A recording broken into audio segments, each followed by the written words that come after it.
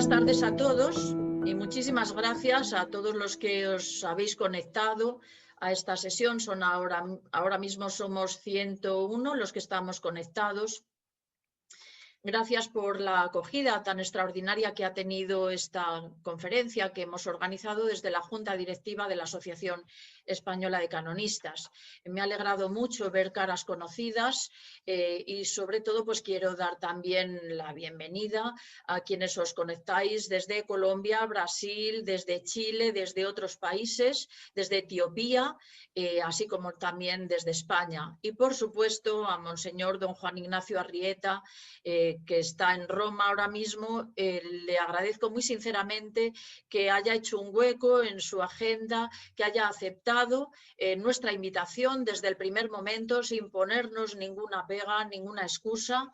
Pues muchísimas gracias por querer exponernos esta reforma tan importante que se acaba de aprobar. Bien, como sabéis todos, el 1 de junio se presentó en la Sala Estampa de la Santa Sede la Constitución Apostólica Pascite Gregem Dei, con la que el Papa Francisco ha aprobado el libro sexto del Código de Derecho Canónico, que contiene el derecho penal de la Iglesia Católica. Esta reforma lleva fecha de 23 de mayo y entrará en vigor una vez que haya sido debidamente promulgada, esperemos en el Acta Apostolicae Sedis, pues el 8 de diciembre. En esa fecha quedará abrogado el libro sexto del Código tal como ahora lo tenemos y quedará sustituido íntegramente por este nuevo, dado que la materia ha sido reordenada íntegramente. La reforma, como sabéis, fue ya encomendada por el Papa Benedicto XVI al Pontificio Consejo para los Textos Legislativos en septiembre del año 2009. Ya en aquel momento se constituyó una comisión de trabajo que elaboró un primer borrador. Este borrador fue sometido a consulta a los distintos dicasterios de la Curia Romana, a las conferencias episcopales, a las facultades de Derecho Canónico de todo el mundo y también a expertos en Derecho Penal Canónico, que presentaron sus sugerencias, con las cuales se elaboraron sucesivos borradores que fueron asimismo sometidos a sucesivas consultas. Bien, de los 89 cánones que tiene el libro sexto del Código de Derecho Canónico han sido modificados 63. Otros 9 han cambiado de ubicación en una, desde mi punto de vista, más correcta ordenación de la materia, y solamente 17, que fundamentalmente están en los 3 primeros títulos del libro sexto, han permanecido inalterados. La reforma, como ahora se nos explicará a continuación, pues lo que ha hecho ha sido una mayor determinación tanto de los delitos como de las penas canónicas, así como del modo en que deben aplicarse. Pero también ha incluido algunos tipos delictivos nuevos, otros que estaban incluidos en el Código del 17 y que no fueron tenidos en cuenta por el legislador del 83, y también se han incluido nuevas penas como son las sanciones económicas. Bien, de toda esta reforma pensamos en la Junta Directiva de la Asociación Española de Canonistas que nadie mejor que Monseñor don Juan Ignacio Arrieta, que ha sido uno de los artífices, uno de los autores de la reforma, para exponernos cuáles son las líneas fundamentales, los aspectos más importantes de la reforma, también cuál es la finalidad del legislador con esta reforma, etcétera. Le doy las gracias nuevamente a Monseñor Arrieta por haber aceptado esta invitación nuestra y, bueno, aunque todo el mundo lo conoce sobradamente, seguramente mucho mejor que a mí, pues voy a hacer una breve presentación para no restarle tiempo y no hacer tedioso esta introducción, ¿no?, de la conferencia. Él es el secretario del Pontificio Consejo para los Textos Legislativos, nació en Vitoria, es español, por tanto, y fue ordenado en el año 1977 sacerdote para la prelatura del Opus Dei. En el año 2008 recibió la consagración episcopal. Él es doctor en Derecho y en Derecho Canónico por la Universidad de Navarra, de la que ha sido profesor y es profesor emérito. También es profesor de Derecho Canónico y ha sido el primer decano de la Facultad de Derecho Canónico de la Universidad Pontificia de la Santa Cruz, así como de la Facultad de Derecho Canónico San Pío X de Venecia. Fue fundador de la revista Jus Ecclesiae y también dirige la revista Comunicaciones. Es vicepresidente electo o fue vicepresidente electo de la Consociatio Internationalis Studio Juris Canonici Promovendo y es vicepresidente del Instituto Stella Orientalis con sede en Beijing. Es miembro de la Comisión Disciplina de la Curia Romana desde el año 2010 y del Colegio para el Examen de los Recursos en Materia de Delicata Graviora de la Congregación para la Doctrina de la Fe. Es asimismo consultor de la Congregación para la Evangelización de los Pueblos desde el año 2014.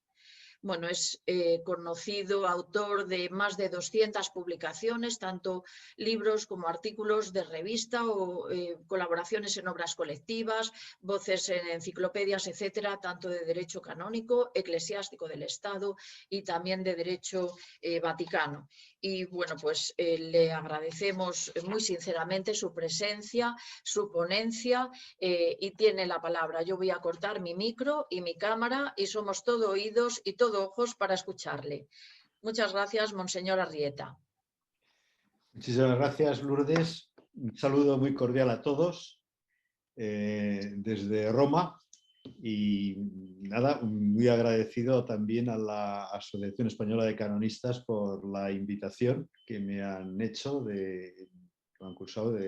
para presentar esta nueva reforma de la ley penal del Código que nos ha llevado, como decía Lourdes, trabajando desde el 2009. Del 2007, cuando por primera vez fuimos a saludar al Papa Benedicto en Castel Gandolfo en septiembre, el actual cardenal Coco Palmerio y yo, que no era obispo todavía, ya entonces hablamos, en 2007, de la necesidad de hacer algunas reformas. Fue el primer contacto. Y efectivamente, después, 2 años después, tras haber consultado dicasterios, haber hecho los primeros papeles, de nuevo acudimos al Papa y allá nos dio el encargo formal, septiembre de 2009, para iniciar los trabajos de revisión del libro sexto, que ahora han terminado. O sea, han sido unos cuantos años bastante... Supongo que se ve, no sé, Lourdes, ¿me decís si se ve? Sí, sí, perfectamente. Se ve y se oye perfectamente. Muchísimas gracias. Avisadme si hay algún esto, porque yo no soy excesivamente ducho. Sí, sí, tranquilo. Muchas gracias. Bueno, como ha dicho Lourdes, efectivamente el día se ha publicado y se ha promulgado. O sea, uno de los problemas que nosotros tenemos aquí es que el retraso en acta posteriori sedis y, por tanto, las normas que están, como es lógico, en un periodo de reformas como el que está abordando Papa Francisco, las nuevas leyes motu propios pues se promulgan, de hecho, en el Observatorio Romano, aunque después se publiquen cuando llegue el momento, pero claro, la acta posteriori sedis lleva bastante retraso por diversos problemas que no son del caso de acá ahora. Pero el caso es que efectivamente la norma se ha promulgado a esta vacación de la ley hasta el 9 de diciembre y a partir de entonces entrará en vigor pues, la nueva ley penal, el nuevo código, el nuevo libro sexto del código. Los periodistas siempre están pues, interesados en ver motivos particularmente jugosos, por así decirlo, a la razón de ser de este nuevo libro sexto. No es un endurecimiento de la ley penal, no es tratar de meter en cintura a la Iglesia o a los clérigos o a los religiosos, no es tampoco una nueva reacción más contra los abusos de menores. Se adoptan las mismas normas que ya estaban en vigor en toda la Iglesia, quizá con algún particular más del cual hablaremos, pero no era ese el objetivo. El objetivo era simplemente y sencillamente hacer que funcionase el sistema penal. Hacer que funcionase el sistema penal. Claro, tendremos, ahora brevemente voy a intentar hacer inicialmente un poco marcha atrás para recordar cómo se hizo este libro sexto, como fue sacado, que es el primero que se terminó, y ver las deficiencias después que había, por lo tanto, después los objetivos con los cuales hemos ido trabajando y ver también los objetivos en las disposiciones de la primera parte del libro sexto y también algunas penas, en el ámbito de las penas que puedan existir. Esto es un poquitín el orden que yo me había... ¿Sí? Sí. Por favor, apagad los micrófonos. Quien no lo tenga apagado. Sí, a las 7, sí. Son las 7 menos cuarto. Bueno, yo sí. Sigo. Sí, ahora. José Antonio. Vale. Sí. Bueno. Entonces, hablaba de los motivos de la reforma. El motivo principal, bueno, estoy diciendo que el motivo principal de la reforma es... Se oye mucho de fondo, no sé lo que hay, hay aquí una... Vamos a ver. Bueno, el motivo, estos son los motivos de la reforma, los que he señalado, intentar hacer posible.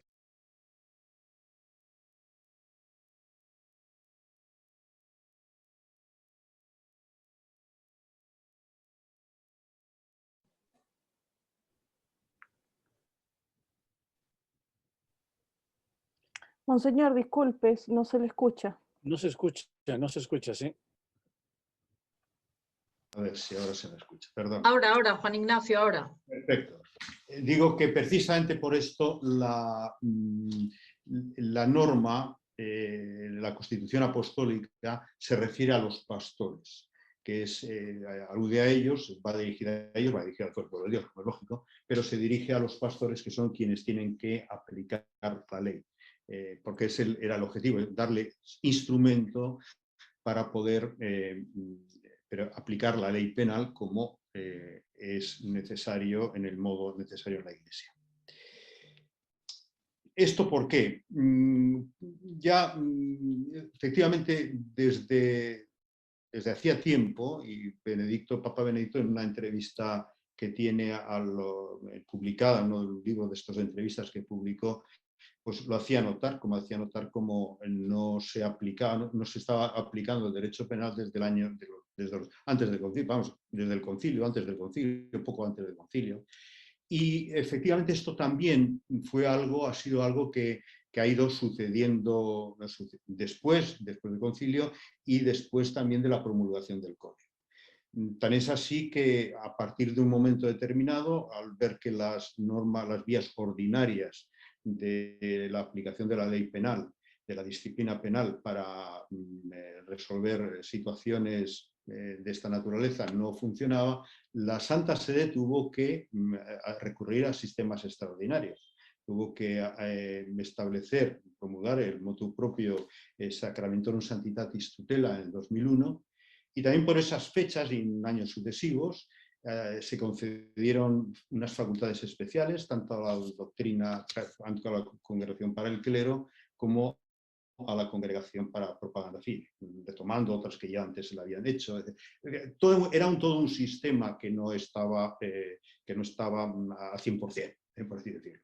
Como podéis imaginar, en los años inmediatamente posteriores a la promulgación del Código, esto se notó. Pero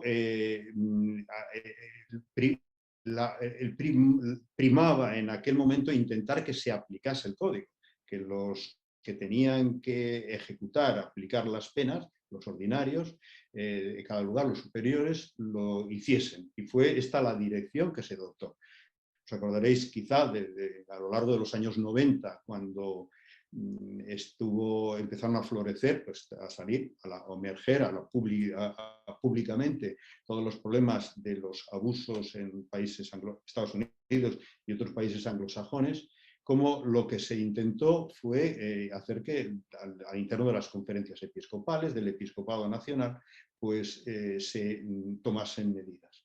Esto no resultó, y efectivamente en el 2001 aparece el motu propio Sacramentorum Sanctitatis Tutela. Era necesario revisar esto, revisar esa situación y por lo menos frenar el escándalo. El código había sido, el código, esta parte del código, el libro sexto del código, había sido escrito en un momento muy peculiar también de la Iglesia, del periodo inmediatamente posconciliar. Vosotros podéis encontrar en la revista Comunicaciones, a partir del 2012 hasta el 2017, se han ido publicando todas las actas, la parte fundamental de las actas de las reuniones. Y si las ojeáis, pues podréis ver lo que sucedía en aquellos momentos. Y cómo fue probablemente de las comisiones de los grupos de trabajo que con más diligencia actuó y que más rápidamente actuó. Ya en diciembre de 1966 se reunía la comisión el grupo de trabajo, tenía su primera sesión en noviembre del 66, con Pio Ciproti como relator. Y una de las cuestiones que se planteaba en el 66 es «Nun debeat esse ius penale in ecclesia».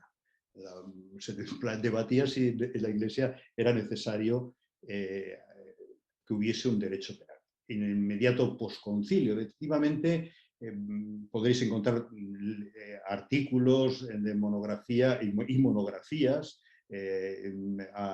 sobre el particular, que habla de cómo se estaba viendo que en la Iglesia, esa Iglesia que había salido del Vaticano II, probablemente el derecho penal como tal no tenía razón de ser. Se hablaba del derecho de unas normas disciplinarias como mucho, se hablaba de cómo la potestad coactiva, el padre Wissing de Nimega, la potestad que es algo que corresponde a la sociedad civil, mientras que la función de la potestad eclesiástica que se ejerce en las non videtur esse penalis sensu strictus et potius disciplinaris.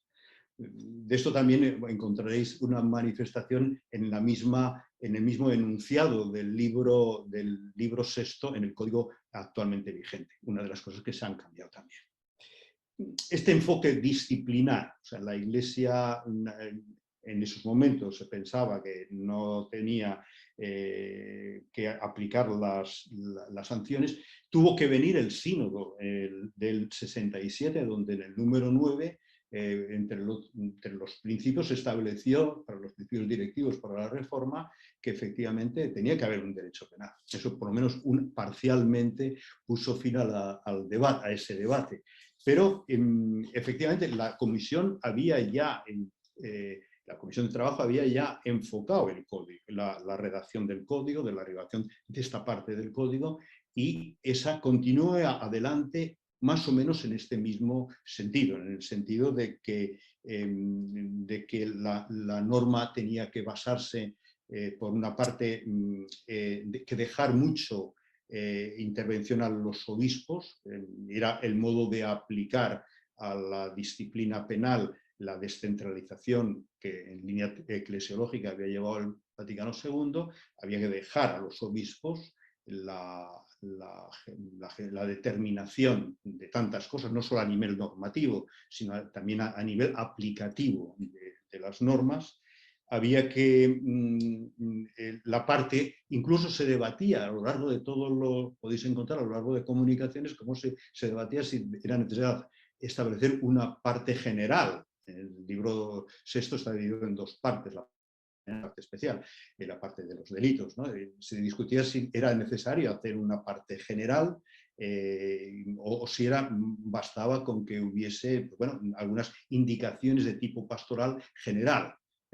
Esto estuvo durante todos los trabajos de la comisión presente esta idea, y por diversos motivos, etc.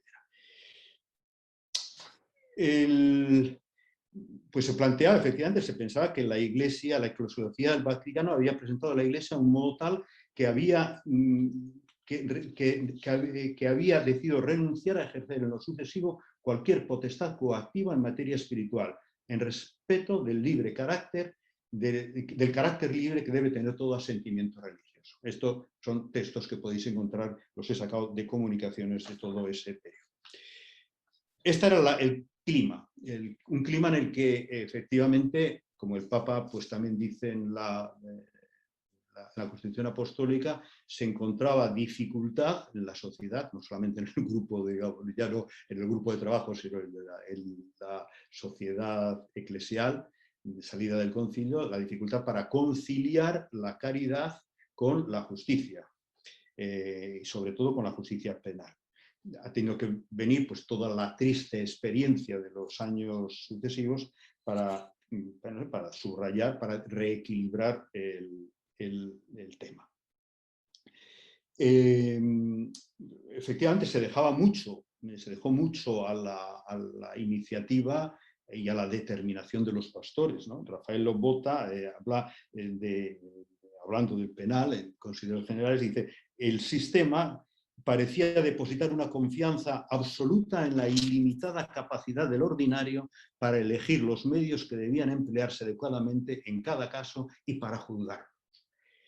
Esto es decir, una excesiva carga para los pastores de tener que determinar las normas, porque las normas se estaban haciendo indeterminadas en función, en base a ese principio de una conclusión de la descentralización a los pastores, que era un ámbito de discrecionalidad, pero era una carga excesiva que llevaba, pues, de una parte al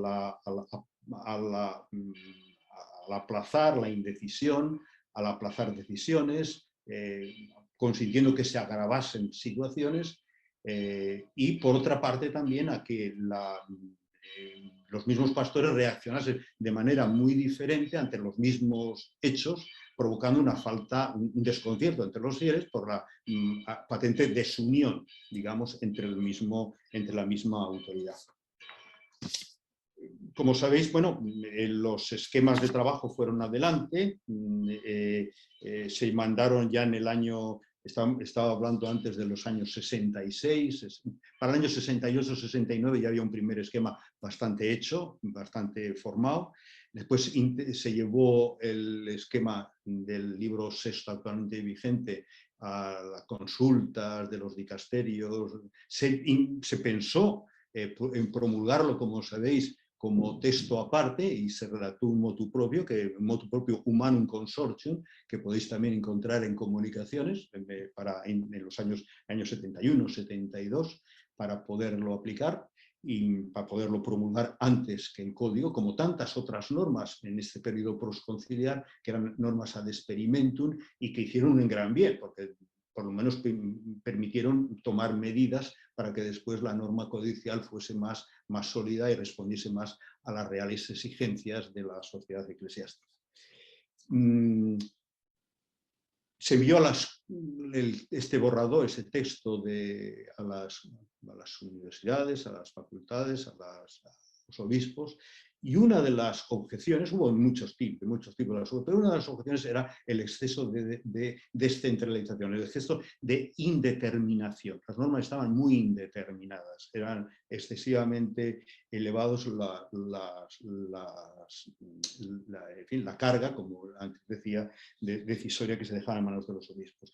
Y también, y es muy significativo de la época, cuando se hablaba entre estas objeciones al esquema de la necesidad de tener más en cuenta la colectividad y que había que proteger más, evitar más el escándalo, pero ya en el año 77, la consulta da la respuesta a esta objeción de que tiene que preverse más la cuestión del escándalo. Dice que los consultores censet ad remotionem scandali non necessario requiri punitionem rei, sed satis esse si ipse reus emendetur. Cioè, la comisión este año todavía pues, decía, bueno, es suficiente con que el reo se enmiende para que el escándalo se remueva. Ahora, evidentemente, la perspectiva que ahora nosotros tenemos es completamente diferente. Tenemos una idea, hemos visto en toda esta época, en los años sucesivos, que esto no podía ser así. De Paulis, en el año 2000, observó, dice en el año 2000, en el manual que tiene de derecho penal, dice, cómo los 17 años de vida del Código parecen haber puesto de manifiesto una cierta inadecuación del sistema penal para hacer frente a situaciones de peligro y daño a las almas por comportamientos indisciplinados que no han sido remediados a tiempo.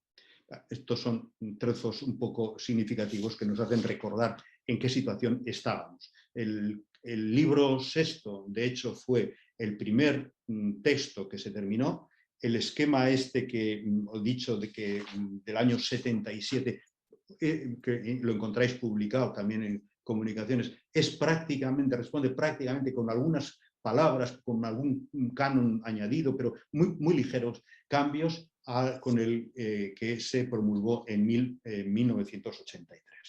Así, pues este es el resultado que nosotros nos hemos encontrado. Y ante esta es la situación ante la cual pues, se trataba de responder, el sentido por el cual Papa Benedicto, que durante bastantes años había estado como prefecto de la doctrina de la fe y había experimentado todo este tipo de problemáticas, los límites del derecho penal, de la inaplicabilidad, de la falta de aplicación, de las dificultades para aplicar el derecho penal y de los límites que esto había supuesto, lo había sufrido en su propia piel. Entonces, era muy fácil entenderse con él, si queréis, en este sentido, porque se partía de una experiencia muy personal. ¿Cuáles han sido los criterios de fondo de revisión, de la revisión de esto? Pues un poquitín responde a lo que acabo de decir. Había, por una parte, que corregir las expresiones del código, intentar corregir, como el Papa, recordado, señala en la Constitución Apostólica, corregir esa como incompatibilidad entre la caridad y la justicia, que se traducía también en algunas expresiones literales del código, cuando se hablaba de la aplicación. Dice, ad penas y rogandas declarandas tum tantum promovendam cure, soltanto en 1341. O sea, solamente se adopten medidas penales solamente como en muchos casos excepcionales, cosa que ha llevado a algunos señores ordinarios efectivamente a retrasar la aplicación de alguna tema porque la vida...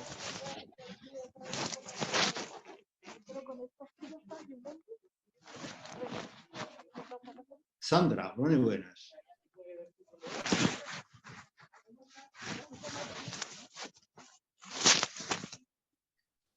Bien. Bueno, los criterios de fondo. Digo, el primero era corregir esta antítesis o esta errónea visión de la caridad. Que estaba introducida también en algunos textos del código. Eliminar las fórmulas disuasorias, ¿no? Que a lo largo en diversos lugares del código parecían inducir a que no se utilizase, que en el fondo eran la herencia o derivaban de cuanto hemos estado diciendo. Estoy tratando de no leer para hacer más amena, menos tediosa la relación. En este sentido, una de las respuestas, por ejemplo, que encontramos en el código, como he anunciado antes, es el cambio de la denominación del libro sexto, que en vez de sanctionibus in ecclesia, a eso habla de sanctionibus penalibus in ecclesia, o sea, del tipo de sanciones que son de carácter penal, son de tipo disciplinar, sino los nuevos textos invitan además a la imposición de penas. A imponer, se han corregido esas esas expresiones disuasorias de 1319, 1341 y que están a la inversa, si queréis, ¿no? Siempre que la autoridad lo considere prudentemente necesario o siempre que haya comprobado que el restablecimiento de la justicia, la enmienda del infractor y la restauración del escándalo no pueden alcanzarse suficientemente por otros medios. Claro, el sentido es distinto, o sea, es tratar, en el fondo, a lo largo, como también dice el Papa, es tratar de que la disciplina penal sea empleada por los pastores como un instrumento más dentro de la acción de gobierno pastoral. Entre otras cosas, para poder prevenir con la mayor antelación posible situaciones y evitar que se engangrenen y que no haya más que una sanción penal al final, única, aplicable para resolver cosas que ya no tienen solución. Esta es una cuestión. El segundo punto ha sido también el deber, el recordar, y está conectado, unido al anterior, es el deber del pastor de proteger a la comunidad. Se trata de una estricta exigencia de la caridad pastoral que todos los responsables de la comunidad de fieles deben aplicar, como es obvio, que les obliga a evitar la pasividad y la demora y al mismo tiempo a medir sus opciones en proporción a los hechos delictivos. El criterio de la proporcionalidad está también retomado en 1349 y está continuamente adoptado. Las penas tienen que ser proporcionales, pero hay que adoptarlas. La respuesta a este deber de tutelar a la comunidad se encuentra en varios componentes del sistema que ahora está promulgado. En primer término, en la necesidad de reparar el escándalo y el daño causado, que ahora se señalan como cláusula límite para que la autoridad pueda hacer uso de las tradicionales facultades que se mantienen en el Código y que el ordenamiento canónico concede al ordenamiento penal, les otorga a los jueces, al ordinario, para no castigar determinadas conductas, para posponer a un momento posterior una medida sancionatoria, para aplazar la aplicación de las penas. Todo esto sigue en vigor, como era tradicional en la disciplina penal, pero siempre moderando, teniendo en cuenta el escándalo y la reparación del daño, de los daños causados. Es algo que puede medir, o sea que el margen de discrecionalidad también en estos ámbitos pues tiene que ser medido por este resultado, este objetivo de evitar el escándalo o reparar.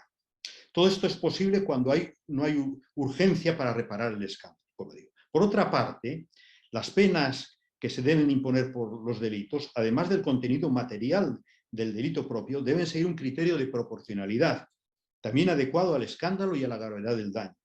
Y además, en términos generales, y esto es muy interesante, válidos también para la remisión de las censuras, el nuevo parágrafo 4 del canon 1361 comienza diciendo: no se debe dar la remisión de una pena hasta que, según el prudente juicio del ordinario, el infractor haya reparado el daño causado o se haya comprometido a hacerlo en modo serio, etc. O sea, que hay la reparación del daño es elemento funcional, es parámetro para poder utilizar los márgenes, digamos, de discrecionalidad del juez y también para la remisión de las penas, incluidas las censuras. Se han introducido también algunos elementos de protección del acusado, del reo. Entre otras cosas porque las distintas circunstancias han hecho inevitable aceptar que uno de los que, en contra, por lo menos de la línea general que sostenía el Código del 83 en materia penal, de que en la generalidad de los casos será a través de procedimientos administrativos de carácter penal como se impondrán las sanciones. Ya es muy complicado, es complejo, pero la realidad es esa. Y en buena parte es también una consecuencia de la situación en la cual se encuentra la Iglesia en todo el mundo. Entonces, tener que un modo de proteger el judicato y la independencia también de la propia actividad, curiosamente.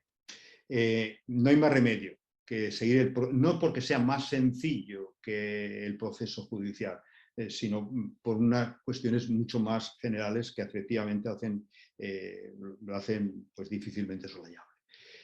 Por eso, precisamente, para esto, para contrarrestar, balancear esta realidad, el código hace referencia a cómo en estos casos se debe tener particular atención a la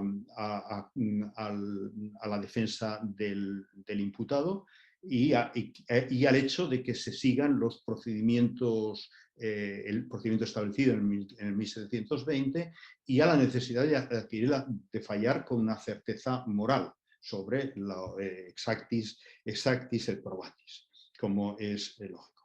También sigue en vigor en este contexto el hecho de que la autoridad, como dice el 1342, parágrafo 3, también el obispo, la autoridad administrativa que impone el decreto penal, tenga que asumir la posición del juez.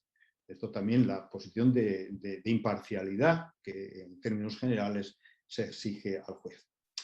Todo esto efectivamente pues ha tenido que ser medido como se ha podido, estableciendo, por ejemplo, en el canon 1321, en modo claro, en parágrafo primero, en modo aislado, dice: toda persona se presume inocente mientras no se pruebe lo contrario. El principio de la presunción de la inocencia de la persona, que en fondo pues es una derivación también de esto y otros elementos que nos han ido tomando, pues de lo que exige el canon 221 como un derecho fundamental de todos los fieles de no ser condenados, de no ser juzgados, sino por penas canónicas conforme a las normas del derecho. También en defensa del reo se ha introducido la cuestión de la perención, el canon 1362, para los casos en los que la acción penal pues, se detiene y no va adelante. A partir de un momento determinado se empieza a decorrer el plazo de la prescripción de nuevo. Otra serie de instrumentos que se han tratado de implementar aquí en favor del obispo son aquellos que le sirvan de alguna manera para prevenir, para actuar con mayor prontitud, para evitar el escándalo y para prevenir los delitos. Sobre todo, en modo particular, los remedios penales. Los remedios penales en el Código del 83 estaban prácticamente, habían quedado pues, reducidos, entre otras cosas porque no se había asumido la vigilancia que el código actual, que la nueva ley ha recogido, que estaba en el Código del 17, pero no se había recogido, y sobre todo también porque se ha introducido dentro de él el precepto penal. El codificador del 83 del precepto penal, viendo que en la parte general del libro primero se trataba del precepto, pues en general, como administrativo, optó por no detenerse demasiado en el precepto penal como remedio penal. Nosotros en esta revisión se ha tratado un poquito más de fijarlo, de establecer cómo se hace y también de reincorporarlo también dentro del cuerpo de los 4 remedios penales que preveía el Código del 17 y que se han repropuesto también ahora. Como sabéis, el precepto penal también es fuente objetiva de derecho con la norma, es una norma singular, personal, que puede ser también colectiva, pero que se realiza con un acto administrativo. Y sobre todo, y es la última de las características, otra de las características es la de la determinación y la legalidad de las normas, la determinación de las normas. Uno de los límites que he estado diciendo, derivado de la buena intención de aplicar el esquema de descentralización dentro del ámbito penal, en mi opinión, estaba la amplitud, la amplia discrecionalidad que se dejaba a las autoridades que debían, eclesiásticas que debían imponer, y la falta de determinación. Lo que ahora las normas han hecho, han determinado mucho más cómo se debe proceder, han determinado cómo se debe actuar, han determinado mucho más las penas que se debe imponer. El canon 1336 ha clasificado ya las penas, no es ya el justa pena puniatur, el del Código del 83, sino que ya se dice hay que castigarlos según estas penas establecidas, ya determinadas en el 1339. Evidentemente, la ley particular puede establecer otras penas análogas para otros tipos de delitos, pero entre paréntesis, en todos estos años, leyes penales particulares ha habido escasas. No ha habido, yo recuerdo una, del tiempo que yo llevo en el Pontificio Consejo, de una conferencia episcopal africana que decidió establecer una pena local, establecer un tipo penal, pero no ha habido muchas más que yo sepa.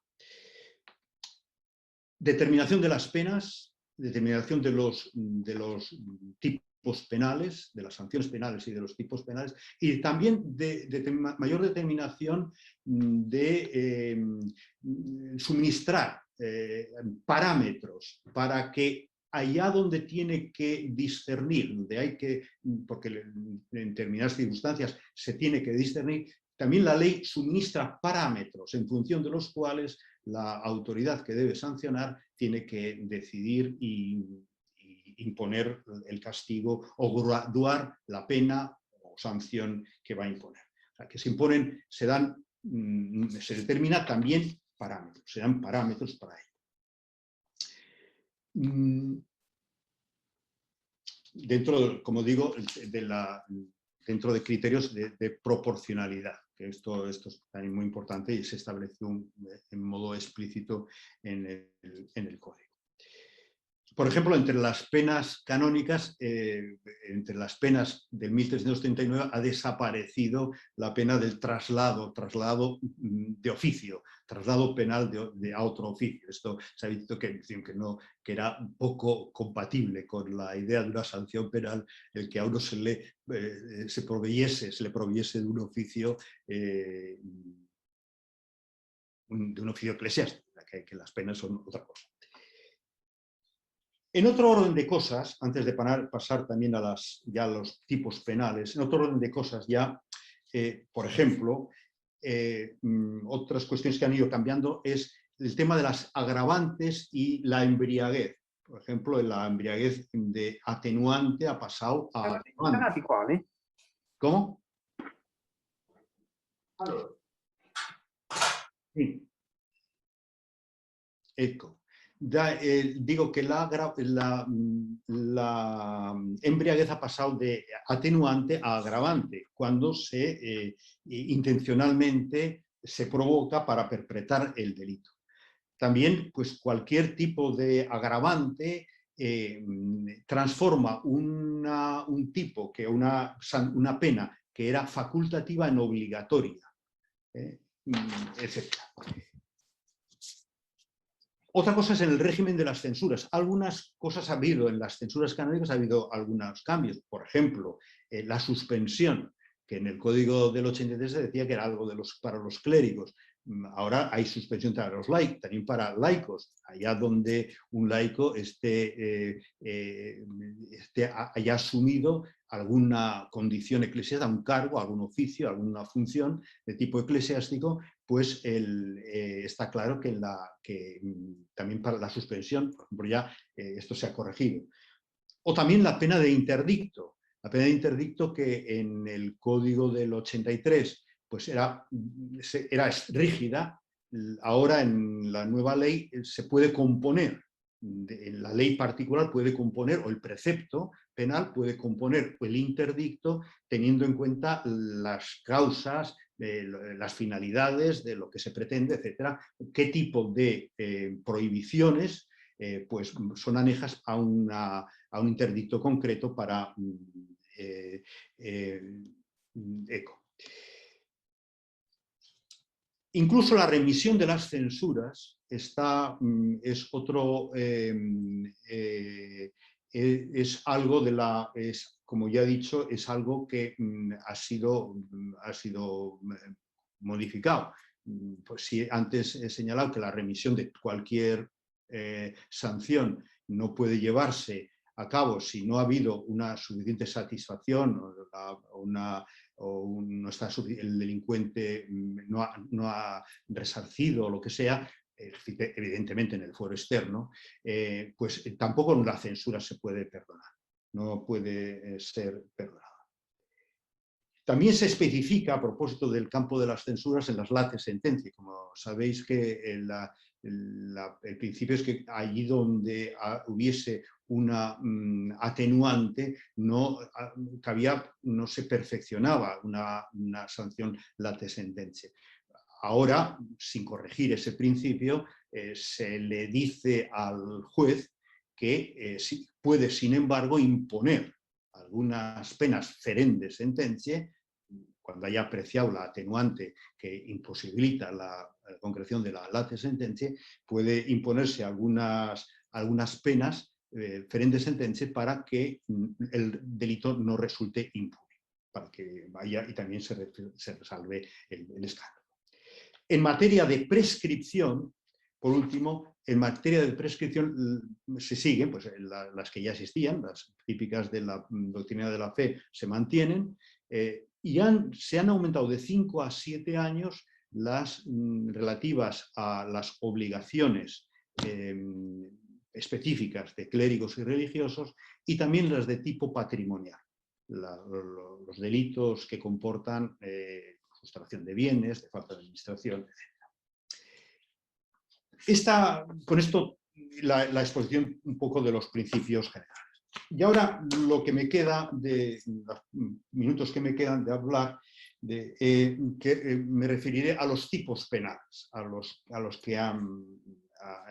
nuevos tipos penales.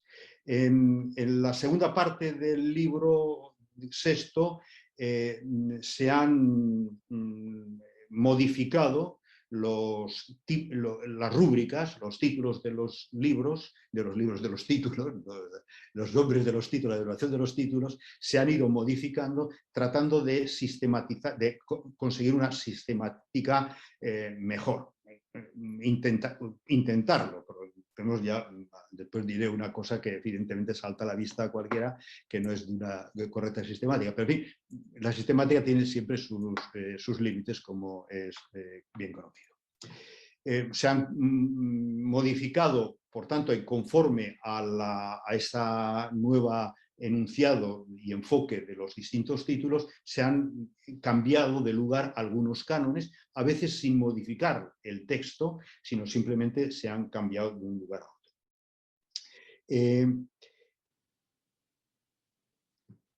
¿Qué cosas encontramos fundamentalmente en términos generales principales como novedosas en el nuevo libro sexto?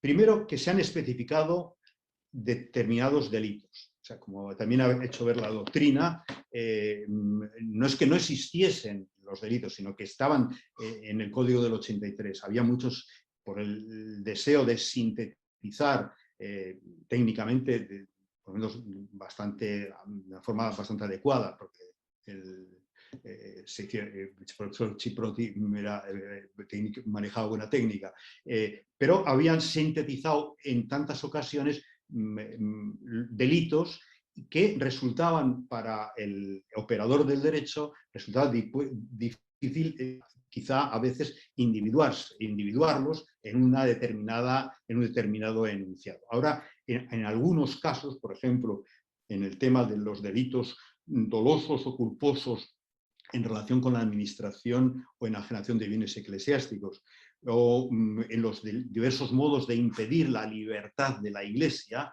libertad de las elecciones, porque ahí se hace una distinción en el canon 1375 entre la libertad de la elección, pero no solo la libertad en las elecciones canónicas, sino que en el primer parágrafo se habla de la libertad en el ejercicio de la potestad, de la autoridad o en el manejo del patrimonio o de los bienes de la Iglesia. O sea, se especifica un poco más y sobre todo con más detalle en el tema de la administración, distinguiendo determinados delitos dolosos y culposos en la administración de bienes en el canon, sobre todo en 1377, o lo deriva de lo que era el canon 1377 del 83.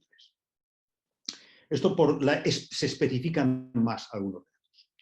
Se han incorporado al código algunos delitos que eran extracodiciales, que vagaban por ahí y que se habían ido tipificando, quizá también después del código. Por ejemplo, el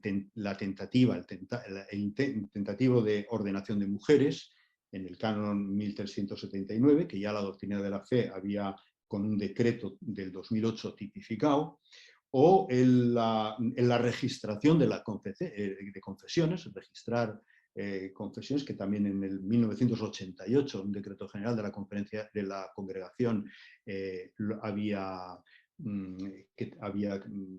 tipificado, o un delito que ha sido también establecido en las normas de sacramento, santidad y tutela, que es la consagración con finalidad sacrílega de las especies sacramentales. Estos eran tipos que no estaban en el código y ahora se han perfilado mejor. Naturalmente se han recogido, cosa que no estaba en el 83, los delitos ya de pedopornografía, pornografía infantil, y se ha enunciado mucho mejor el delito de la pederastia, que fundamentalmente, y esto es una cosa importante también para esto, ha sido trasladado del título que trataba en general de las obligaciones adquiridas por clérigos o religiosos por la propia función, por el propio ministerio, por la propia vocación, de las obligaciones especiales a un título sucesivo que estaba en el que figuraba el atentado contra la libertad de la persona, contra la dignidad de la persona, contra la vida, el aborto, ¿no? O sea, ya se ha trasladado este concreto tipo penal a otra categoría. Efectivamente, esto para subrayar que no es solamente ese comportamiento una acción de infringir las obligaciones asumidas, sino que además es también una lesión a la dignidad de un menor.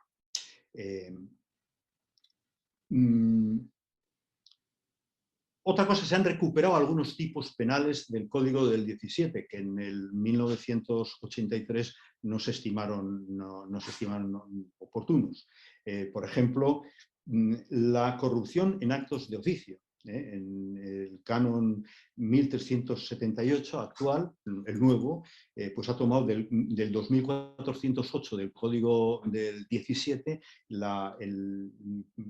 quien desempeña funciones y exige una oferta más allá de lo establecido o sumas adicionales. Evidentemente, algunos de estos tipos exigen una valoración por parte de la autoridad proporcional a la entidad de lo que pues puede ser. También en una de este caso y en otros, como una pena nueva que establece canon 1336 es la pena de multa. La multa o también la retención de monumentos de proveniencia eclesiástica. Cosa que, como es también lógico, pues tiene diferentes concreciones en todo el mundo. Por lo tanto, este es un tema del que tendrá que las conferencias episcopales tendrán que determinar. Es el único aspecto del nuevo libro que se deja a las conferencias episcopales específicamente que lo determinen. ¿Qué sentido tiene una multa en un país o en otro? Como podemos comprender, es muy distinto, es muy difícil.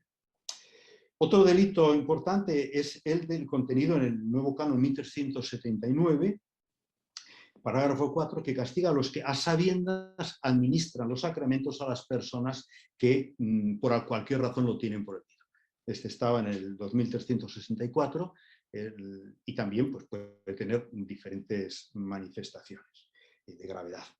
Y por último, un tercer caso también tomado del Código del 17, del 2374, es la ocultación a la autoridad legítima por parte del interesado de irregularidades o censuras en la que haya podido incurrir en aras de recibir de la recepción de las órdenes sagradas. O sea, el ocultar intencionalmente este tipo de cosas para conseguir ser ordenado, pues es también algo que se ha tomado como delito.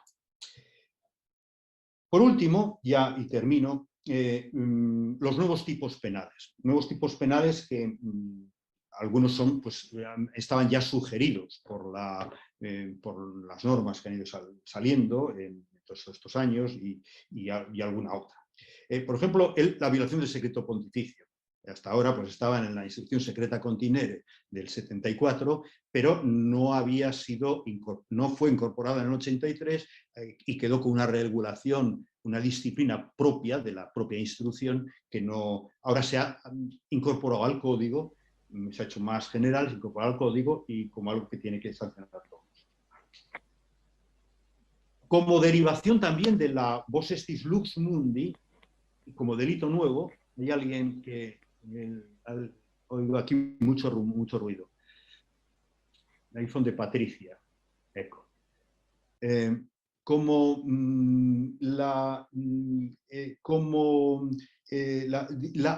Otro delito, decía, es la omisión de la notificación de la comisión de un delito por parte de quienes están obligados a hacerlo canónicamente. Estamos en el derecho canónico, no en derecho civil. En cada país existen leyes distintas sobre cuándo y cómo y quién tiene obligación de denunciar delitos de abusos, concretamente, pero estamos en sede canónica. Hay una norma, el vos estis lux mundi, que a determinado tipo de personas, religiosos, clérigos, etcétera, impone el deber de notificar, la noticia del rey. Bueno, pues la omisión de esta notificación ahora se ha convertido en pena también canónica. Y también se ha recogido como pena canónica, es una de las conductas que motivaron la petición de la Congregación del Clero de facultades especiales, que era el abandono ilegítimo del propio ministerio eclesiástico por parte del clérigo. Esto, la congregación pidió al Papa facultades para poder actuar disciplinarmente, imponiendo sanciones perpetuas incluso, en caso de abandono que durase tiempo, y ahora se incorpora también como un delito. Y está unido a lo que para el ámbito de los religiosos el Papa Francisco estableció en el reciente motu propio Communis Vita, que ha modificado el canon 694, estableciendo una nueva circunstancia de renuncia ipso facto del instituto de dimisión del instituto religioso. Por último, otros nuevos delitos en el ámbito de los bienes patrimoniales, además de los ya mencionados en el código procedentes del Código del 17, también se han ido incluyendo en las últimas reformas de la ley. En primer lugar, el delito de enajenación de bienes eclesiásticos, sin las consultas, consentimientos o licencias periciales prescritas, o sin algún otro requisito establecido por ley para la validez o para la licitud. Esto ahora se ha incluido y se ha especificado bastante, incluyendo como delito. Los delitos patrimoniales cometidos por culpa grave o negligencia. Y además, de manera general, y ya fuera de la gestión de patrimonio eclesiástico, y es una novedad también como de última hora que ha salido está en el canon 1393, parágrafo 2, se ha tipificado un delito respecto del clérigo o religioso que dice, además de los casos ya previstos por el derecho, comete un delito en materia económica, incluso en ámbito civil, o viola gravemente las prescripciones contenidas en el canon 285, que prohíbe a los clérigos administrar bienes sin licencia del propio ordinario. O sea, todo lo que, es decir, o asumir tareas que impliquen una responsabilidad, un deber de responsabilidad patrimonial. Como veis, la cuestión de la patrimonial pues ha sido también unido a lo que he dicho antes de la exigencia de un mayor tiempo de plazo de prescripción de 5 a 7 años y la obligación de restituir, porque todos estos cánones que tipifican estos delitos, además de imponer la pena expiatoria, siempre está añadido reiteradamente la necesidad de restituir o de reparar el daño. Como último, para mencionar el último, el parágrafo 2 del 1398. El 1398, parágrafo 1, trata de los abusos de los clérigos dentro del título relativo a delitos contra la libertad y la dignidad, la vida, la libertad y la dignidad de la persona. El parágrafo 1 trata de la pederastia y de los delitos de pedopornografía, etc. Y el parágrafo 2, el parágrafo 1 se refiere a los clérigos, por lo tanto, delitos que se refieren a la doctrina de la fe, en parte, casi todos ellos, porque, en fin, y el parágrafo 2 hace referencia a los religiosos y los laicos, religiosos no clérigos y laicos que ocupan cargos o funciones eclesiásticas y también que cometen ese tipo de actos. Por una parte, los actos del parágrafo 1, que son la pederastia, la pornografía, y también aquí se recupera del canon del título anterior, que es el 1395, parágrafo 3, todo lo que hace referencia a los actos sexuales realizados no ya con menores, con adultos, pero por violencia, con abuso de autoridad, etc.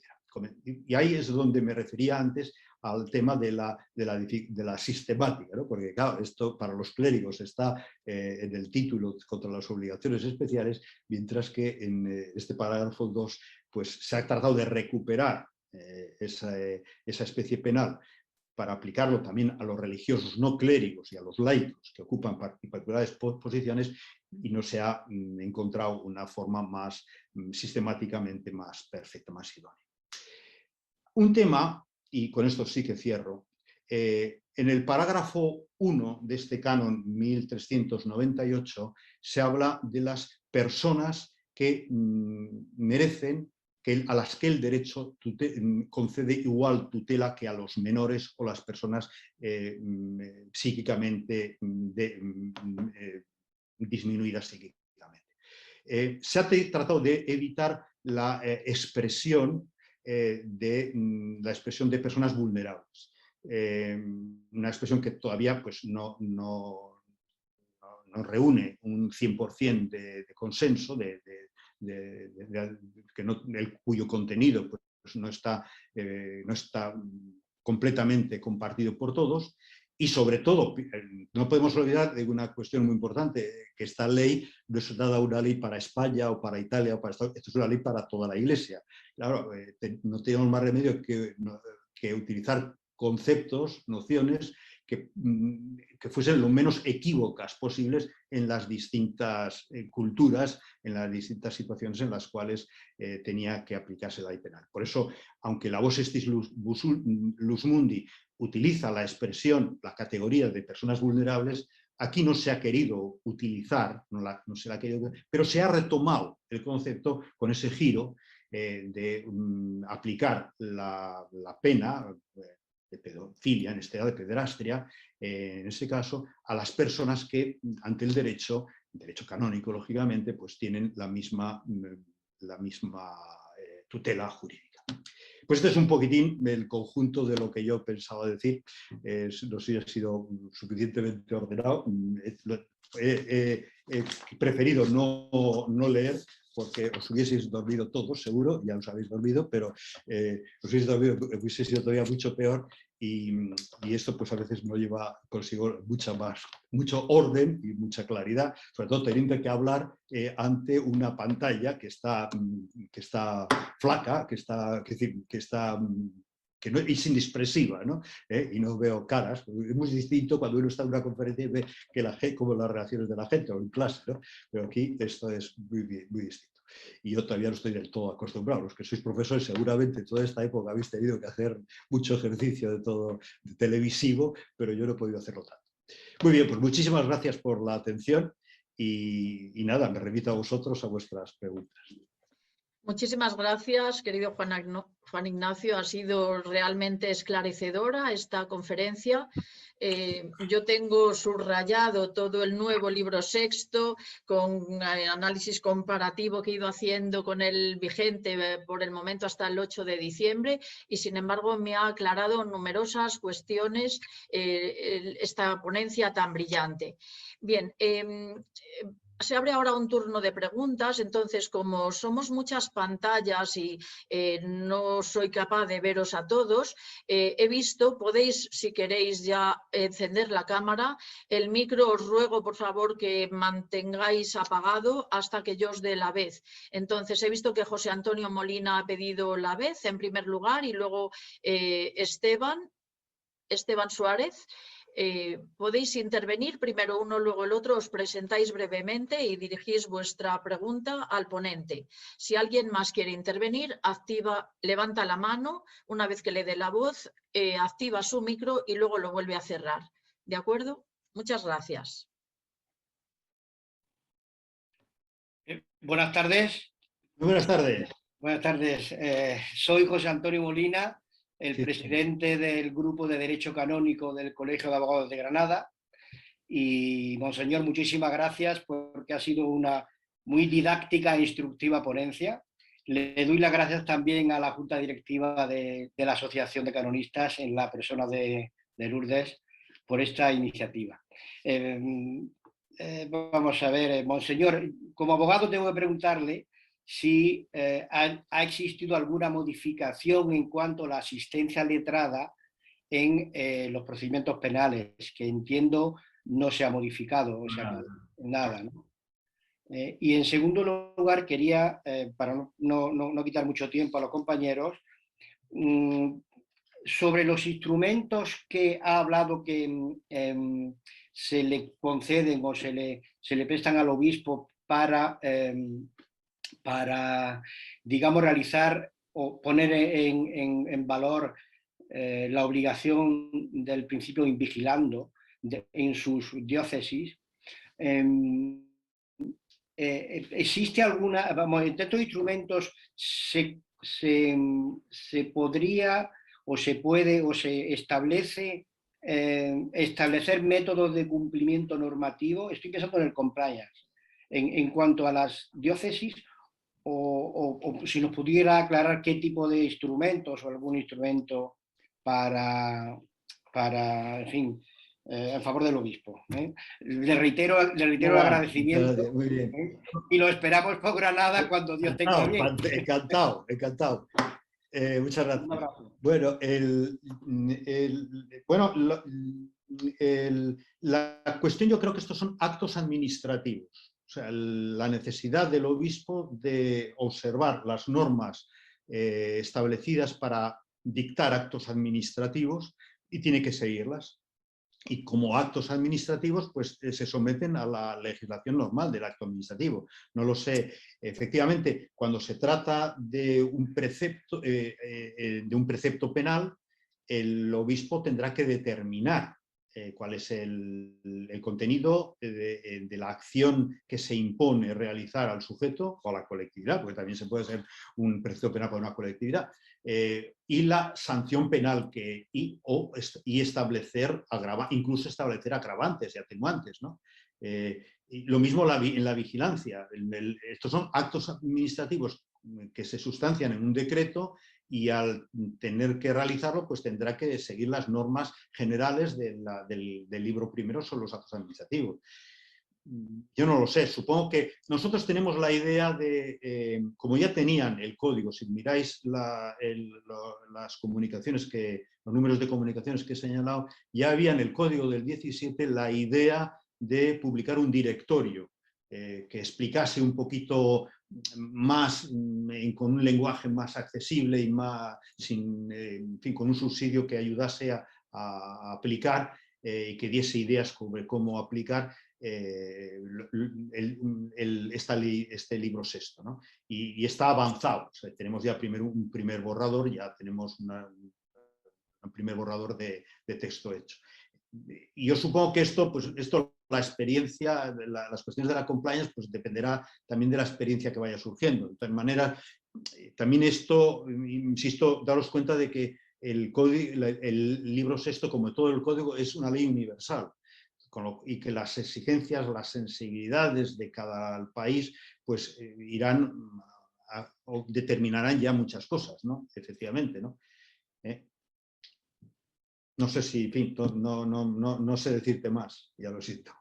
Muchas gracias, don Juan Ignacio. Tiene la palabra Esteban Suárez. Esteban. Muy buenas tardes. Muy buenas tardes, Esteban. Muchas gracias por su exposición, Monseñor Arrieta. Yo soy un cura boliviano-brasileño, actúo en Brasil, estudié en la Universidad Lateranense, ¿no? Bien. Estoy de regreso ya a mi país. Bueno, yo creo que probablemente me equivoqué aquí en la interpretación, comparando justamente el canon 1395, ¿no? Con el nuevo canon de 1395. Me parecía que el parágrafo segundo, que es el mismo, casi prácticamente el mismo del parágrafo anterior, el parágrafo segundo del actual, ¿no? Del actual canon 1395, que se refiere a los crímenes contra el sexto mandamiento. No sé, me parecía haber entendido que había habido una añadidura, digamos, o sea, que algo se había añadido aquí, algo más exacto, más... pero me parece que no hubo mucho cambio. No sé si ha habido en este caso algo más específico, lo que se refiere a esta interpretación muy amplia del pecado contra el sexto mandamiento. No, ahí no se ha entrado. No, Sí, o sea, de este parágrafo 2 se ha sustraído la cuestión de los menores, que ha ido al título siguiente, pero no se ha cambiado y no se ha modificado nada de lo... hay determinados conceptos que están muy acuñados y que es muy complicado sustituirlos. Este es un ejemplo, pecado contra el sexto mandamiento. Insisto, pongámonos en la necesidad de plantearlo en 5 continentes, ¿no? y mandar un mensaje que sea aplicable. Nos lo planteamos también, se planteó también a propósito de lo que he mencionado de los deberes de tipo patrimonial de los clérigos y religiosos. Pero claro, el séptimo mandamiento es mucho más amplio. No puedes hacer lo mismo que se hace con el sexto mandamiento. Pues ya entras en una selva, ¿no? Entonces, en fin, es complicado. Perdón, así solo para completar, Sí. si me permite. Sí. Hubo un caso nuestro, por ejemplo, ¿no? que según yo era una especie de lacuna legis, yo lo considero, o sea, en mi humilde interpretación. El caso, digamos, de embarazo, ¿no? Digamos, para ser más explícito, de embarazo por parte de clérigos. Hubo un caso nuestro aquí que nuestro obispo utilizó, que había salido recientísimamente, un año antes, como una madre amorosa, ¿no? Aquel documento del Papa. Él usó como fundamentación jurídica para la suspensión de un presbítero nuestro que había embarazado a una... Bueno, entonces yo digo, ¿por qué no? Yo estaba en Roma, no entré en el caso, no me preguntaron nada. Bueno, ¿por qué no se usó? Claro que es eso, hay que recordar la castidad. había embarazado a una mujer, sí. ¿Por qué no se utilizó este canon en 1395 que yo pienso que se aplique, ¿no? Que es un pecado contra el sexto mandamiento, yo creo? Y yo me preguntaba por qué no tipificar eso, digamos, ¿no? Tal vez tipificar algo así en ese sentido, porque en ese caso de embarazo, digamos, para ser un poco más explícito, ¿no? No hay nada tan claro, o sea, ¿cómo un obispo, entonces, cómo puede fundamentar, digamos, en ese caso, un obispo puede fundamentar jurídicamente, entonces, Bueno, no sé si se lo puede responder, disculpe la pregunta, bueno, así un poco. voy a ver muy rápidamente. Una cosa son los Bueno. pecados, y otra los delitos. Eso puede ser un pecado y una falta contra los deberes del propio clérigo, el celibato, pero el delito del 1395 habla cuando este delito ha sido cometido públicamente. Está la publicidad, delictum publice, la publicidad. O sea, una cosa es un pecado y otra cosa es la transgresión que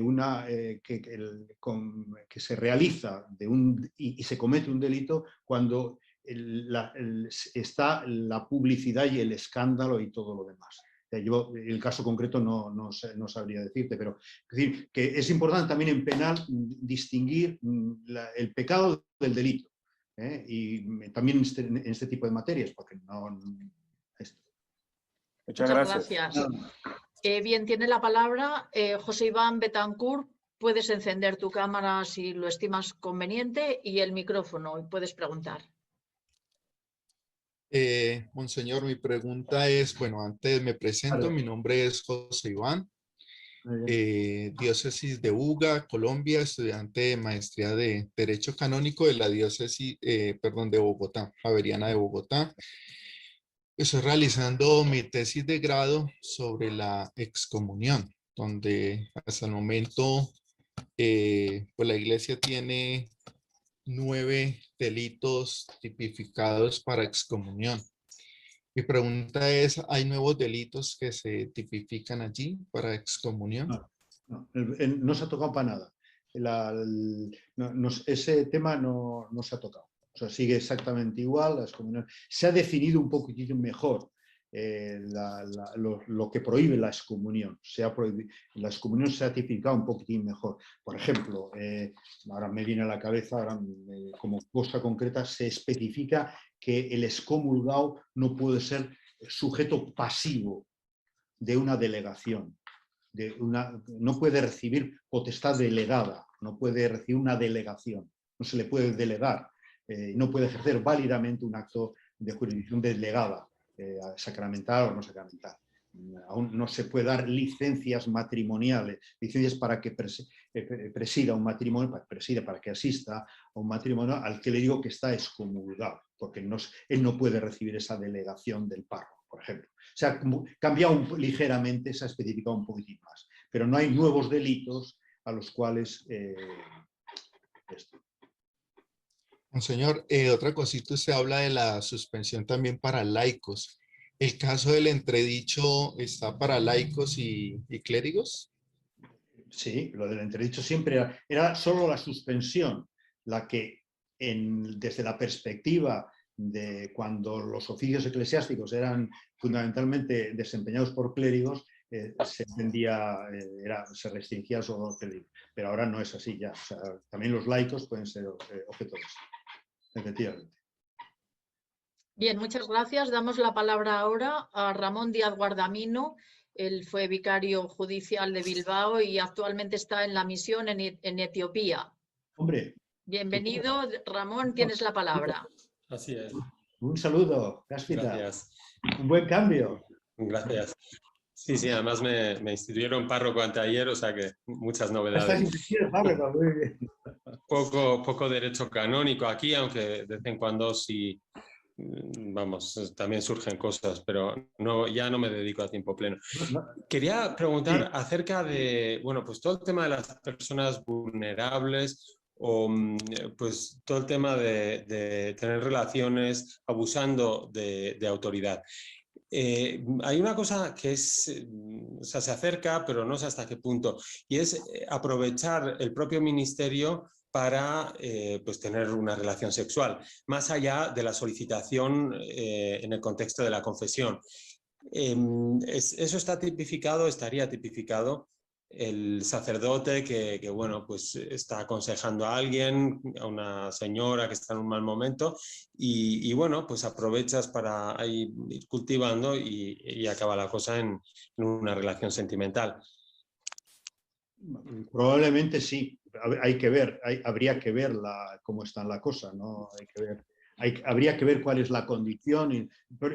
El tema este de las personas vulnerables es un tema complicado. Por ejemplo, la doctrina de la fe no ha querido evitarlo. O sea, la doctrina de la fe ha afirmado la propia competencia para tratar de los abusos de menores, de la pederastria, de la pedopornografía y de los casos también de personas psíquicamente no al 100%. ¿Y esto por qué? Porque todos esos casos son relativamente o bastante identificables, bastante objetivables. La situación de la vulnerabilidad de los sujetos es más complicado. Entonces uno entra, así por lo menos en teoría, habría que entrar al caso concreto y a la prueba concreta para ver si esta persona en esta situación se encontraba particularmente vulnerable, ha sido descubierta como particularmente vulnerable y ha sido utilizada por ser particularmente vulnerable, y entonces aplicar efectivamente la pena que le corresponde según el canon, ¿no? Pero, o sea, esto es menos objetivable, no es como decir, bueno, es una persona de 16 años, está claro que es un menor. Es una persona que tiene un déficit, pues está claro que es vulnerable, que hay que protegerlo más, ¿no? Estos casos hay que ir caso por caso. Sí, yo lo único que... Sí, pero es posible, lo que dices es factible. Yo me refiero a una clara analogía que existe entre un sacerdote en su misión pastoral, cuando pues, aconsejo a las personas con la situación de un médico, con la situación de un abogado, que aprovechan su profesión para tener con sus pacientes o clientes historias de este tipo, pues según también depende de los países, pero más pronto que tarde en muchos sitios uno acaba expulsado del colegio de médicos, de abogados. Posible, sí, indudablemente. Y en el caso del clérigo, pues tenemos el particular deber del ministerio eclesiástico, ¿no? Sí, no, estoy de acuerdo. ¿Eh? O sea, no, específicamente eso quedaría un poco fuera de nuestra normativa. O sea, un poco tangencial, diría yo. No te sigo, no sé. Se oye muy mal, tienes muy mala línea ahora mismo, Ramón. Si te parece, podemos dar por zanjada esta intervención porque tenemos otras dos manos levantadas, dos personas van a intervenir y yo creo que con esto ya, bueno, tres, porque ahora mismo Kelvin ha levantado también la mano, tres intervenciones y si os parece cerramos ya la sesión. Tiene en primer lugar la palabra Ana Beiba Viveros. Yo sí os rogaría a los tres que vais a intervenir que seáis concretos en dirigir la pregunta al ponente, concretos. ¿De acuerdo? Muchas gracias. Activa el micrófono. Ana Beiba, tienes la palabra. Buenas tardes. Buenas tardes. Mi nombre es Ana Beiba Viveros de Correa. Soy abogada y además hice maestría de Derecho Canónico en la Universidad Javeriana de Bogotá. Mi tesis versó sobre la pena justa en el derecho canónico. Veo que la pena justa en el derecho canónico. Veo que la pena no la tocaron, introdujeron nuevos delitos, ampliaron el código de cuestión de delitos, pero la pena no. ¿Cuál era mi inquietud y sigue siendo mi inquietud en cuanto a mi tesis? Es que, como soy abogada, además de ser canonista, la Iglesia impone una pena justa, pero ¿cuál es esa pena justa? O sea, para mí en mi tesis yo planteo que esa pena justa es injusta. ¿Por qué? Porque la persona no sabía qué atenerse cuando comete un delito. Simplemente la sancionan y le aplican una pena justa, pero es la pena que quiere el que va a sancionar, no una pena que esté plenamente establecida en la ley. ¿Por qué peleo por esto? Porque es que el derecho común, yo soy abogada del derecho común, se basa en el derecho canónico, ¿sí? Entonces, ¿por qué el derecho canónico deja a un lado determinar la pena que se le va a aplicar a una persona? Hay inquinas, perdóneme la expresión, entre los sacerdotes, y de pronto a un sacerdote le toca juzgar a otro y le tiene fobia. Entonces le va a aplicar la pena justa que le parece. Y eso es una inquietud muy grande que he tenido, porque he tenido sacerdotes amigos que han sacado de la iglesia y yo no era canonista. Una de las cosas que me impulsó a eso fue eso, ver que lo sacan de la iglesia, pero no, ellos no saben cuál es la pena que les van a aplicar, sino que de pronto lo sacan de la iglesia simplemente. Sí. Bueno, yo creo que eso tiene, yo, si no he entendido mal, o sea, creo que ese es un punto que sí se ha modificado. O sea, que efectivamente cuando en el Código del 83 se decía justa pena puniatur, como dice, según una pena justa, justa pena puniatur, ahora en cambio se dice cuál es, tienes que poner una pena del canon 1336, que te pone, y a veces te dice una prohibición o una privación de las del canon 1300, o sea, se determina la pena, 1336. Ahí está la lista de todas las penas que uno puede imponer. El nuevo canon 1336. Y claro, lo que ocurre es que, como también en los tribunales civiles sucede, es el juez el que tiene, teniendo en cuenta las agravantes y las atenuantes, la naturaleza del delito y las consecuencias que ha tenido el delito, tiene que evaluar. O sea, no son matemáticas, aquí no puede haber matemáticas. La pena es determinada, pero toca al juez, como también en los ordenamientos civiles, toca al juez apreciar el conjunto de circunstancias que concurren en el delito e imponer una pena. La pena que estima el juez justa en conciencia. Evidentemente, eso, y por eso hay un segundo grado, una apelación y eventualmente un tercer. O sea, pero eso yo creo que son cosas que son propias de todo sistema jurisdiccional y todo sistema penal. Muchas gracias. Tiene la palabra ahora Mónica Montero. Mónica, se concreta, dirige tu pregunta concreta a Monseñor Arrieta. Vale, muchas gracias. Muchas gracias, Lourdes. Buenas tardes. Buenas tardes, Monseñor Arrieta. Encantada de saludarles a todos. Igualmente. Gracias a la Asociación de Canonistas por organizar esta jornada tan interesante. Mi pregunta, voy a tratar de ser lo más concreta posible, pero creo que se trata de un tema de interpretación. En el nuevo libro se habla de reparación, reparación de daños, reparación del escándalo y obligación de reparación en los delitos de ámbito económico. No sé si estamos hablando de tres tipos de reparaciones diferentes, en cuanto que, por ejemplo, la reparación, cuando se habla de reparación de daño en el canon 1300, por ejemplo, en el 1361 para la remisión de censuras, si se establece la posibilidad de que esa reparación se haga cumpliendo una pena del 1336 de 2 a 3.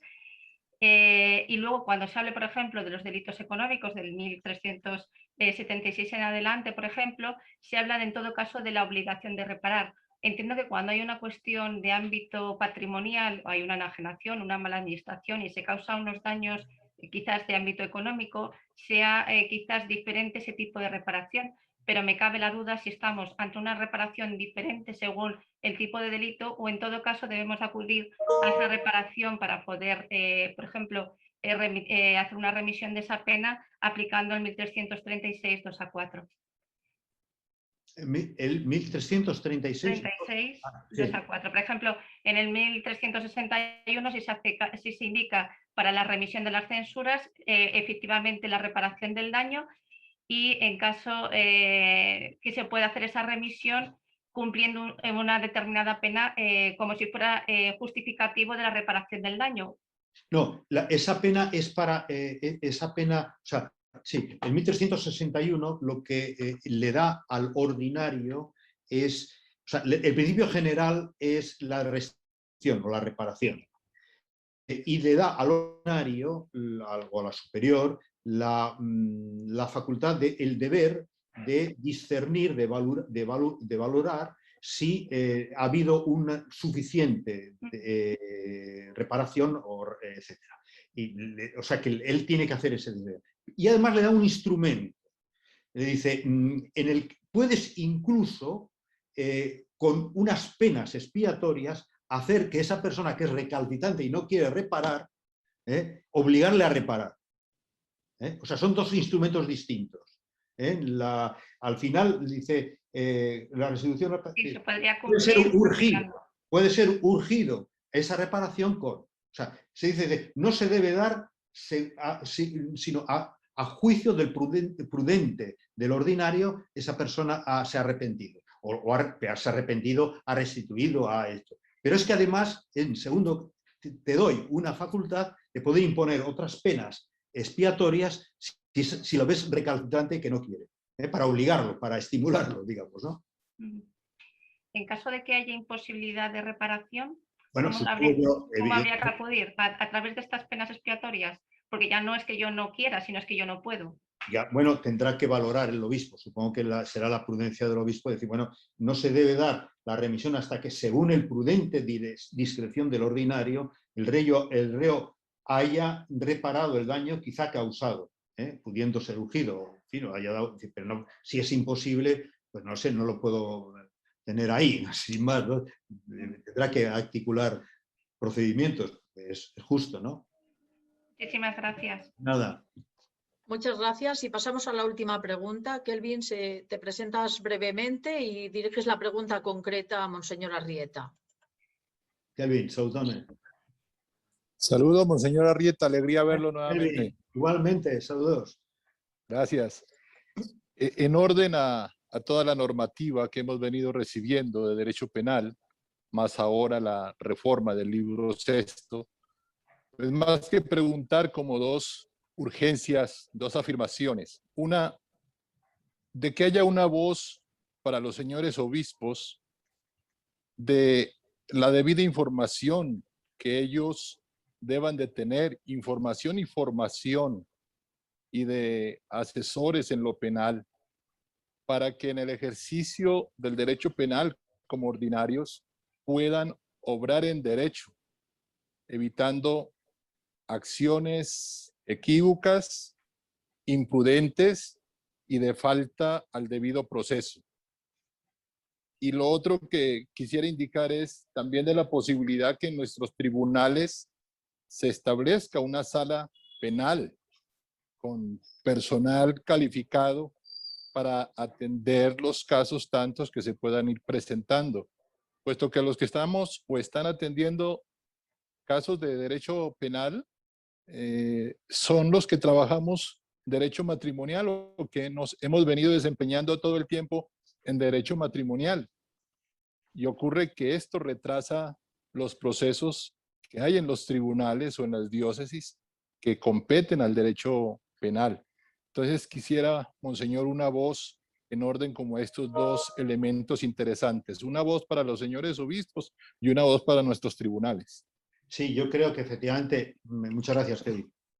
Has planteado un tema que no está recogido en el código, en el libro sexto, pero que es una consecuencia necesaria. O sea, en estos momentos, yo creo que los obispos, las conferencias episcopales se tomarán las medidas necesarias para facilitar a los ordinarios el conocimiento, de la explicación y el conocimiento. Yo creo que pasará un poquitín como pasó con el Mitis Iudes, que con los procesos más breves, que los obispos, cuando recibieron la indicación del Papa de que tenían que ser jueces en los procesos más breves, me echaron las manos a la cabeza y dije, Dios mío, ¿no? ¿no? Pues bueno, pues no tuvieron más remedio que hacer las cosas. Algo parecido habrá que hacer, cambiar un chip, hay que cambiar un poquito de chip. Y no cabe duda de que también esto exige una formación por parte de los que tienen que juzgar. No sé si en vía procesal, judicial, exactamente o administrativa procesal, pero en cualquier caso que juzgar y ayudar al obispo, porque no es lo mismo tratar efectivamente unos casos de derecho matrimonial que hay toda una tradición bastante hecha y hay un modo de ser y hay una conexión también con la pastoral, que tratar un tema, las materias de tipo penal, que suponen un conflicto mucho mayor y un ejercicio de la actividad coactiva de la Iglesia, una imposición que siempre es muy distinto. Por tanto, yo esto es lo que creo. Pues no sé, efectivamente, el establecer salas especiales dentro de los tribunales. Una de las cosas también, entre las cosas que se discutieron ya en el 83, es la posibilidad de establecer a los diversos niveles tribunales penales. Quizá esta puede ser una de las cosas que en un futuro puedan hacerse. Depende mucho también de los países. Hay países en los que lo hemos comprobado, en los que para el episcopado era como una solución el establecer tribunales penales a nivel regional o a nivel nacional, y otros países en los que absolutamente no querían para nada, por las circunstancias sociales del país, preferían que cada obispo asumiese la responsabilidad. Y esto que comporta muchas exigencias, como estas que has dicho, que estoy totalmente de acuerdo, pero que también habrá que dar soluciones distintas en cada lugar, porque no todos los sitios tienen la misma problemática, ¿no? Eclesial, ¿no? No sé si... En fin, no te puedo decir más, ya lo siento. Qué bien. Pues muchísimas gracias, Monseñor Arrieta. Muchas gracias a todos los asistentes. Gracias. Os recordamos, aunque os enviemos la oportuna carta en el momento correspondiente, os recordamos que las jornadas de actualidad canónica que cada año celebramos en la Semana de Pascua y que ya hemos tenido que posponer en 2 ocasiones, pues si Dios quiere las celebraremos del 20 al 22 de octubre. Esperamos veros allí a todos. También tenéis a vuestra disposición en la página web de la Asociación de Canonistas el nuevo boletín informativo que hace muy poco se ha publicado. Intentaremos editar esta sesión, esta conferencia, y también os enviaremos el enlace que se publicará en el canal de YouTube de la asociación, al que también os invitamos a suscribiros, puesto que es gratuito, de suscripción gratuita. Muchas gracias a todos los asistentes. Gracias de nuevo, Monseñor Arrieta. Ha sido un placer veros, aunque solo sea a través de la pantalla, y esperemos que pronto podamos todos vernos presencialmente y darnos incluso un abrazo. Gracias a todos y buenas tardes. Muchas gracias a todos. Muchas gracias a todos. Gracias. Adiós. Adiós. Gracias, Monseñor. Ignacio. Chao, chao. Chao. Qué alegría veros.